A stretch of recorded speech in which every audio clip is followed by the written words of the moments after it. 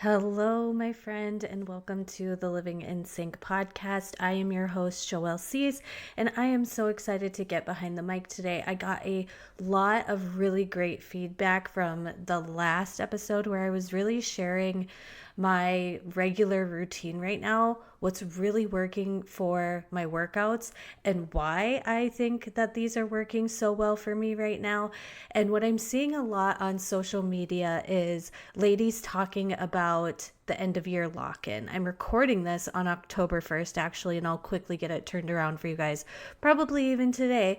But we are in Q4 of 2025. And in my favorite planner, the Horatio Printing Planner, there's always a quarterly check-in. I really like setting goals and intentions and creating strategy season to season, quarter to quarter, because that's how life works. Sometimes you think that you want to complete a certain goal or do a certain thing, and I want to start off the episode because this is called Living in Sync, and what living in sync means to me is living in the reality of what season of life you're in right now. Because yes, I am in a sweet season where both of my kids in school, I'm self-employed, I can set my hours and my schedule, but also I have clients that require me to work and take time on and carve out and get things done by certain deadlines. And this type of schedule and this type of season wouldn't have worked for me when I had a 1 and a 3-year-old.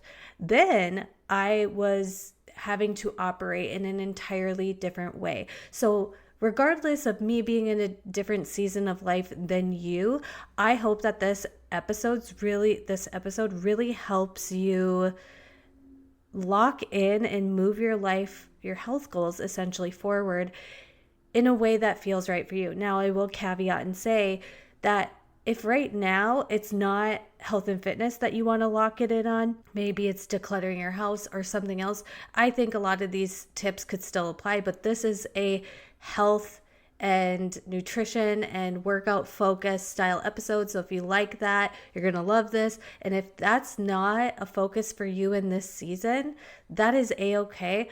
But I also want to just have you start with thinking about what season of life are you in? What is going to be happening in your life from now until the end of the year? And this is where I think a lot of people on social media who are talking about this grand end of year lock-in aren't taking into consideration the mindset piece that we're doing this through the holidays.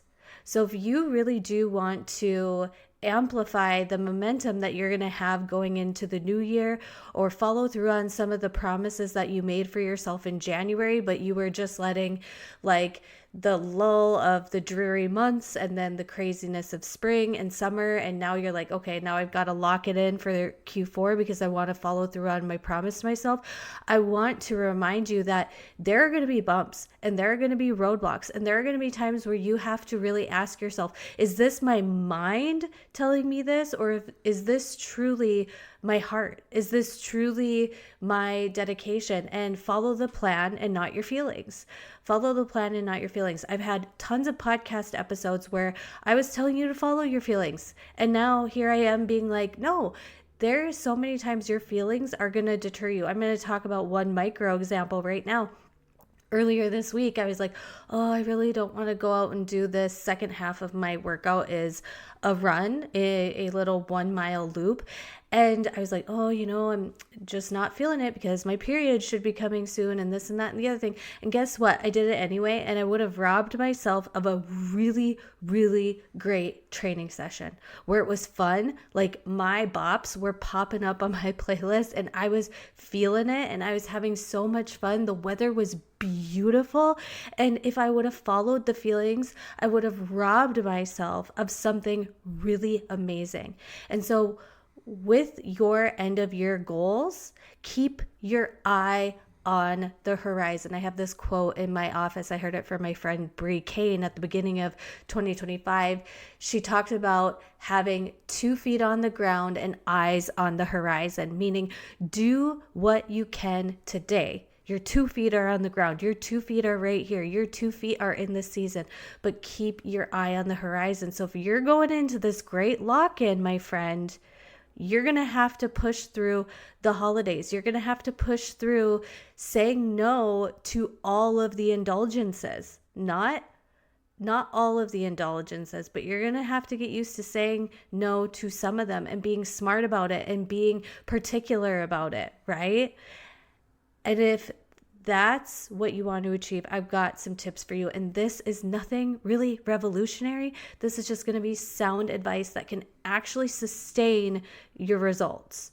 And the first one is being water. Do you know what it is? The absolute greatest appetite, I don't want to call it suppressant, but appetite regular. Why can I not say the word? What is the best thing that can regulate your appetite? Water. Drink your water. Have water before you eat a meal. Have water in between your meals. Carry your water cup with you at all times. Because water, I know tons of people are thinking, GLP-1, Burberry, and all of these things for appetite suppressants. Water. Water. I have felt so amazing since being intentional about upping my water intake again and just really focusing on that. It's helped my appetite so much. I feel like my skin is clearer. I think like I have less mental brain fog, all because of drinking more water. And yes, I'm still enjoying my Diet Dr. Pepper occasionally, but I'm making sure that I'm drinking tons of plain water. If you've got to jazz it up a little bit, go ahead and do that, right? But really up your water intake. The second thing is start paying attention to what you're eating, how much you're eating, when you're eating, and why you're eating. You've got to start focusing on how you're viewing food. And this has been so huge for me because so I've gotten questions on like, okay, what are you doing now? What workouts are you doing? It's not, when it comes to weight loss, it is not necessarily about your workouts. It is about what it is you are eating. And I know so many people on social media are using the gimmick of like, oh, people are under eating and you've got to start eating in the right way. No, people are not, majority of people are not under eating. Get realistic with yourself. Are you under eating? Most aren't. Most are overeating. Most are having snacks and foods that have very minimal nutritional value and that keep your blood sugar in the like spike and drop state. And that makes you feel like crap. Be honest with yourself. For a long time, I wasn't being honest with myself. For a long time, I was like, I don't know why I'm gaining weight. And when I looked at it, and I'm 5'3", I'm a petite person. I have essentially a sedentary job in podcast production. And when I started wearing a watch that counted my step track, I was like, oh my gosh, I'm really not getting that much neat movement. Yes, I'm working out consistently, but whoa, I really, really needed to start paying attention. I thought I was getting enough protein and fiber, but I was so low in protein and fiber. And you guys, it's been a long time since I recorded, but I have a rant to say about if you are only focusing on your protein and upping your protein and putting all of the things in your family stuff so they're upping their protein too, but you're not focusing on fiber, just trust and believe there are going to be some gut stuff going on, whether it's constipation, because we need fiber to help our body process all the food that we're consuming. Fiber is what is so healthy for the gut. And I thought I was getting enough fiber. When I started tracking, and I wasn't just like, oh, I'm going to start tracking so I make sure I'm eating very, very low calories. No, it was starting to track like I'm a scientist looking at this as information. Like, oh, this makes sense as to why I'm not feeling full for very long because I thought I was eating a lot of protein, but I wasn't. Or fiber also keeps you full. And so when I started looking at it from that lens, it was just different. And yes, you can definitely use an app. I like the app Lose It. I don't use MyFitnessPal because every time I tried using MyFitnessPal, I did not like it. So I use the app called Lose It, and it's orange and it looks like a scale. And if that doesn't feel right for you, because what I even like about Lose It is I paid for a year of it, and you could take a picture of something and it can give you a best guesstimation. I'm actually going to link a podcast episode that I really like that another macro coach did about how even tracking imperfectly is better than not tracking at all. Let me say that again. Listen. Even tracking imperfectly is better than not tracking at all.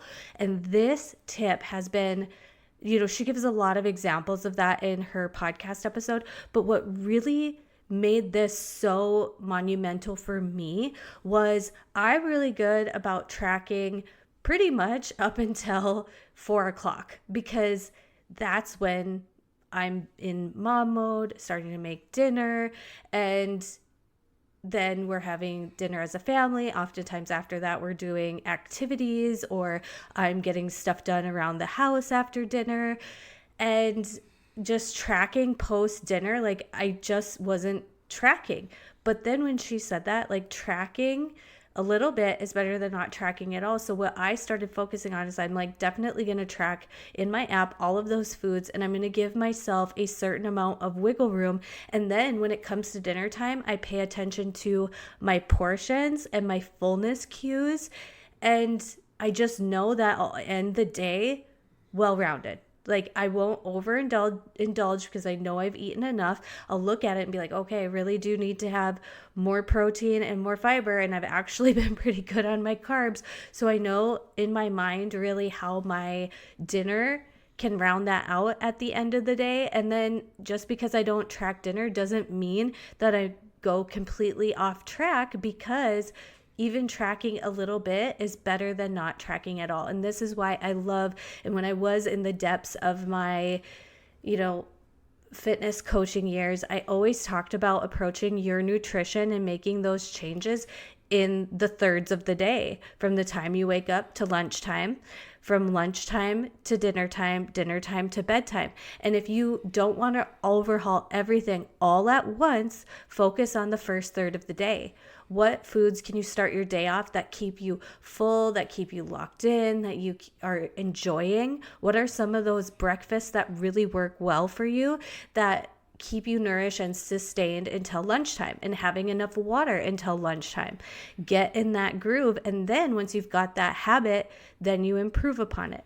Usually with most clients, it was like 1 week and they had their first third of the day locked in with like 1 to 2 breakfast things that worked for their lifestyle, worked for their season of life, worked for what they enjoyed and what their life was like in the day to day. And then we'd work on the second third of the day and build upon that, and then worked on the third third of the day, which was oftentimes, even for me, like harder, because I was just like in the midst of mom mode and there's always something to do, or somebody saying mom, that I didn't want to be on my phone and like tracking. Like I said, what I like about the Lose It app is sometimes I'll just take a picture of my dinner plate and I will log it as the AI guesses, and close enough is fine by me in this season of life. But at least I'm still paying attention to what I'm eating, which is tip number 2. Pay attention to those portions. I even now am starting to get kid size meals if we're doing like a fast food restaurant, because that way I can just have smaller portions, or I can go on TikTok and do low calorie, high protein at whatever restaurant we're going to. And then sometimes we don't go out to eat a lot at all. So there are definitely some times where I'm like, okay, I'm getting the burger and fries because we literally never get burgers and fries, but I'm not going to eat the whole thing. I used to throw down all of it. I used to throw down every single bite and be so stuffed and so uncomfortable. And now I don't do that anymore because I'm paying attention to my portions. The third tip for locking it in at the end of the year is creating a movement plan that you can be consistent with.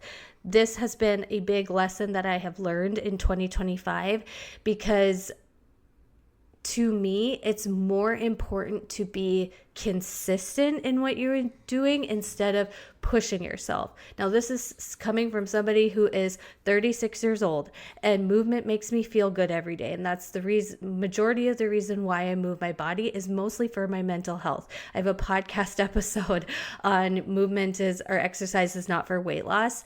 Highly recommend you go find that episode because I rant about this, sister friend. And movement is meant to be for giving you energy, giving you joy, something that you love to do. And I started bringing music back into working out with walking and running with my headphones in and listening to music. And I absolutely love that. I turn on my music when I'm lifting, and lifting heavy does really, really, really make me feel good. But I felt if I was doing a 45-minute to an hour session of lifting and lifting the same muscle group, my body was just not recovering. And when your body is not recovering, you're going to feel tired. You're going to feel sluggish. So I started, and this is in the previous episode where I'm sharing what it is I'm doing now, but my workouts are slow and controlled weight training. And they're under 25 minutes or around 25 minutes. And then my running, I would run when I was training for the 10K between 3 to 6 miles. And I was really finding like my ankles and my calves and my joints were not feeling great. And I loved running. I didn't want to completely give that up. And I'm like, I'm just going to focus on my shorter distances now.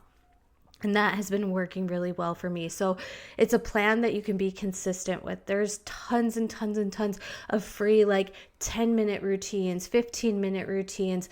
Doing something, just like I talked about with paying attention to your eating, doing something is better than doing nothing. So if a 15-minute walk on your lunch break is all you can do right now, because the season of life you're in is so insanely crazy, be consistent with that 15-minute walk on your lunch break. And only lock it in that way that's going to be consistent for you.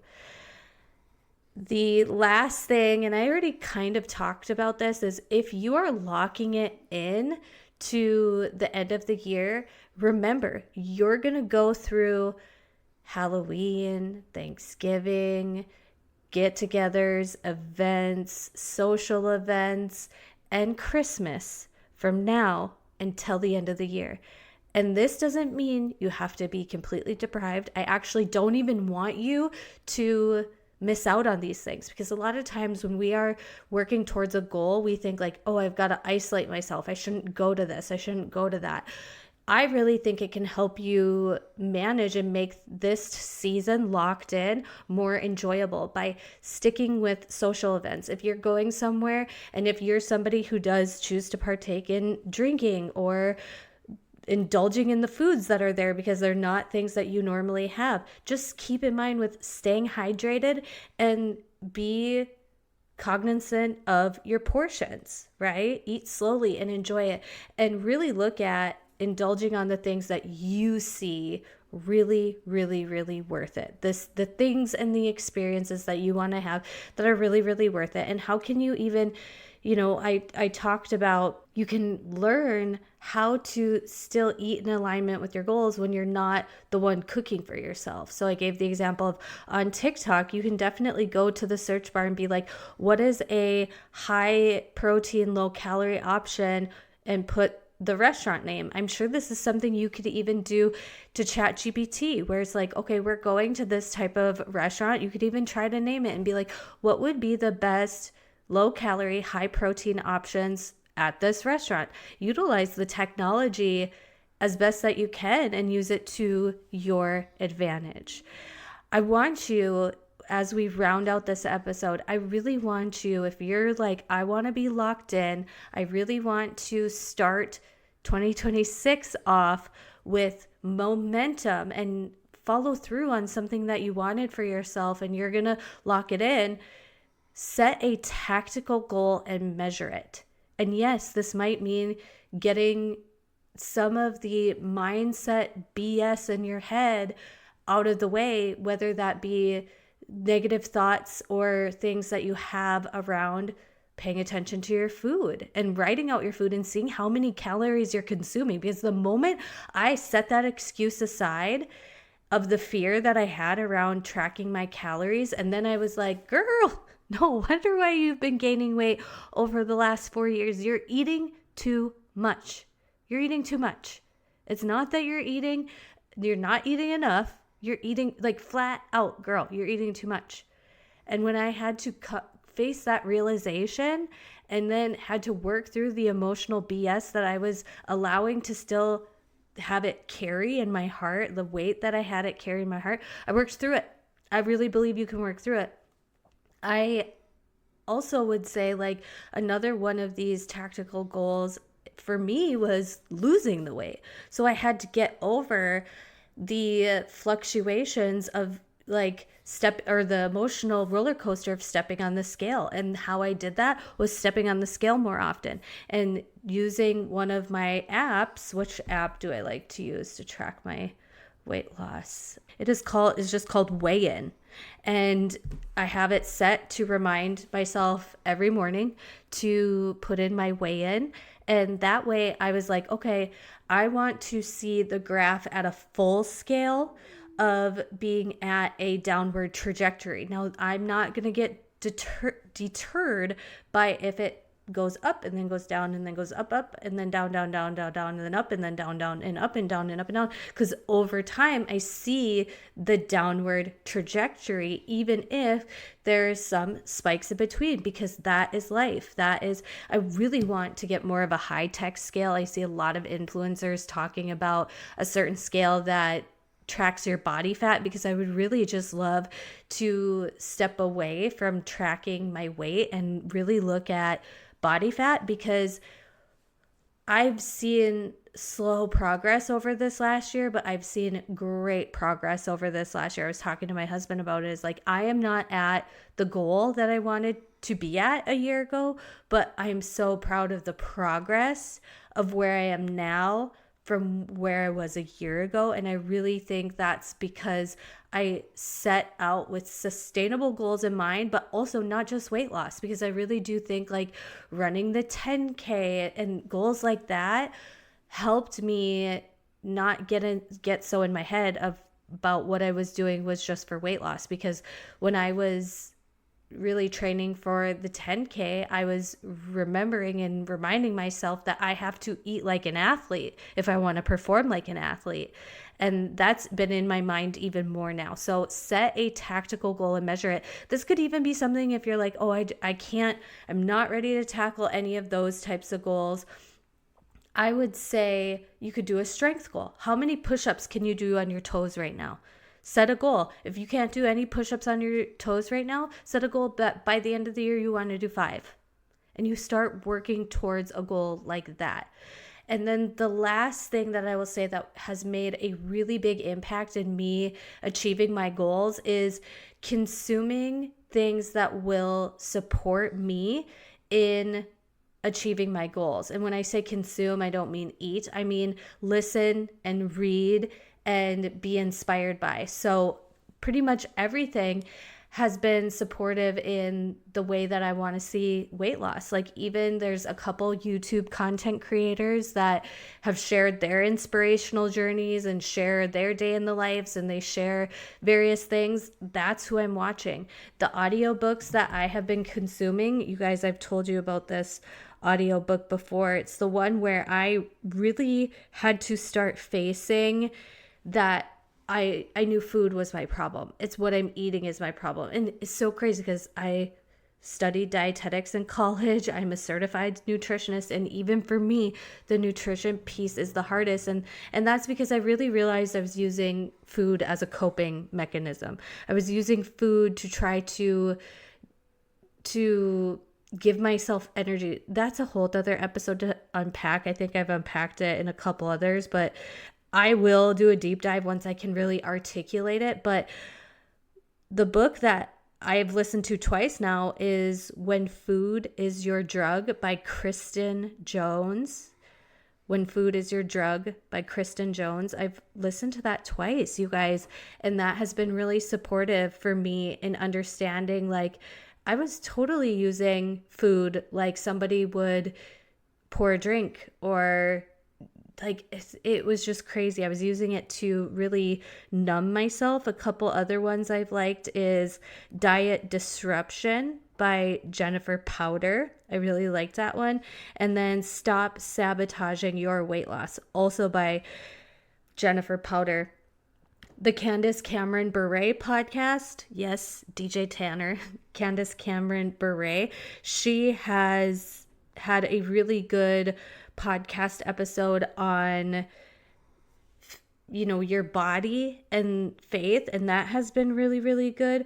But other podcasts that I have been listening to are ones about faith and fitness, and that's Laced with Grace and Kim Dolan Leto's podcast. Let me find the name of her podcast. Strong, Confident, His. And I really have been leaning into faith and the body. And right now, and I can say, even after just starting it, I'm reading a really incredible book, a really, really incredible book called The Battleground of Fitness and Faith by Danielle Carriger. I'll put it in the show notes, you guys. But she has The Battleground of Fitness and Faith. She has a journal, a prayer journal, and a 30-day guided workbook for fitness and faith. That's all together in one component. The book, The Battleground of Fitness and Faith, actually is free on Kindle Unlimited. So I have it on my Kindle, and I'm really, really excited to get the other materials that are with that. But I really wanted to get the foundation of what she was talking about before I could fully bought the complete set. But it is so... I'm listening to really sound, solid advice. And to me, that's faith-based fitness advice, because our body and caring for our body is way more than just how it looks. I've really come to terms with my stomach will never look like what it did pre-kids. I've got excess skin. I should go back. I don't even know how my diastasis is, but my stomach's just never going to be where I'm lifting up my shirt to show off my abs ever again. And I'm okay with it. I'm okay with it because I know longevity wise, my body is for caring for grandkids and being equipped and prepared to handle life whatever God has in my path and in my plan. And there have been a few times I shared the story over and over and over again about why I kind of got back into running. It was because when my now 7-year-old was 5, he was like, Mom, chase me, Mom, chase me, Mom, chase me. And I was like, for as much as I work out, I really think that I should at least be able to play tag with my 5-year-old. He humbled me. And then another one was we were traveling with friends to Nashville, and a couple of them were doing a 5K, and I hadn't run in forever. And I had the same thought in my head of Joelle, for as much as you work out, you should be able to be I'm going to do this 5K without being completely embarrassed. I'm not expecting myself to be the fastest or the first or the best, but be able to do it. And so that I was like, what the heck, Joelle? And that's really what got me back into running, because I was seeing how it was hindering the ability to do certain things, right? And I didn't like that. I didn't like that at all. And now, today, if we were doing that friends trip again, that was almost exactly a year ago. If we were to be doing that friends trip today, we're not. Sad. Wish we were a friend group, but we'll do it again sometime. But if they were to say, let's run a 5K when we're in Nashville, I'd be like, let's do it, baby. Let's do it. Actually, I do have it on my calendar. Sometime, weather permitting. The weather has been so great for outdoor workouts. Thank you, God. Thank you, thank you, thank you. We've had a beautiful September. I pray for a beautiful October, right? Yes, yes, yes. Amen. That I'll be able to get out and do a 5K, even if it's just me solo. Oh, I'm going to do that for myself, you guys. I'm going to get out and I'm going to do a 5K. around that time frame, that was a year ago that my friends did it, because my friends are amazing. My friends are awesome. And I'm going to be like, you guys inspired me to do this, because I was a weenie and not prepared. And I was like, embarrassing. I'm not going to get out there and do a 5K. And now I can. And now I can. And that's why I'm working out. Is it's not like, yes, do I wish I was smaller and I could I'm working on my speed now. And I know I could definitely run faster when I have this next 15 pounds off, right? But this is where I'm at right now. This is the season I'm in. So all of these goals are centered around that. What season of life am I in right now? And being real and honest, but also stretching. And this is what I'm going to end on. I was doing my mobility workout. And in these mobility workouts, you're really holding simple stretches for kind of a longer duration of time. And I was thinking about that. I'm like, that's really how the body gets stretched, is you are doing something that's maintainable, that feels a little uncomfortable, and you're holding it and you're sustaining it. You know, I definitely have done the type of stretches where it's like you hold something for 15 to 20 seconds and you move on to the next one, and you're really trying to get like a burn out of your stretch. But no. How you actually stretch out your muscles is by holding something that's just slightly uncomfortable consistently for a longer period of time. What is just slightly a challenge for you? Start with that. You know how I said if your goal is, like, I didn't say if you can't do one push-up, go for 20 push-ups by the end of the year. What is something that could slightly stretch you? Because even if you hit that 5 by the end of the year, you're like, okay, now I go for 6. Okay, now I go for 7. And slightly stretch yourself. Slightly stretch yourself to drink a little bit more water. Slightly stretch yourself, and then sustainably keep going. Sustainably keep picking it back up. Okay? This is your encouragement for the end of the year. This was very much health and fitness related, but I think that you could apply these principles to anything in your life. You want to stop drinking? Start consuming and being in support systems with things that are talking about sobriety. You have friends who don't drink. Spend time with them. Invite them out. Hey, let's go do something. What should we do? But still continue to lock it in. Be mindful of why this is important to you, of course. And then what are those slight things that can stretch you towards where it is that you want to go, and make it measurable and tactical. I'll run through the tips really quick again. If you're on a health and fitness end of year lock in, drink your water, pay attention to what you're eating, have a movement plan that is consistent for what season of life that you are in, and also indulge when you're indulging this holidays. And when those things are going to happen, don't just throw it all out the window. Remember to just refine how you're showing up at those things. Like, typically, I've shared this story with you before, you guys, that when I would go to like gatherings where there was a smorgasbord of food, I would consume the food, because I don't drink very much, if at all, that I would be eating plates and plates and plates and plates and plates. And now I have a new foundation that I'm gonna, if it's like a plate situation, I'm just going to have a little bit. I'm going to be so mindful. I'm going to eat slowly, and I'm having one and I'm not going back for seconds, because really that's when I'm going back and back and back and back. That's where I was sabotaging myself. It was that self-awareness, right?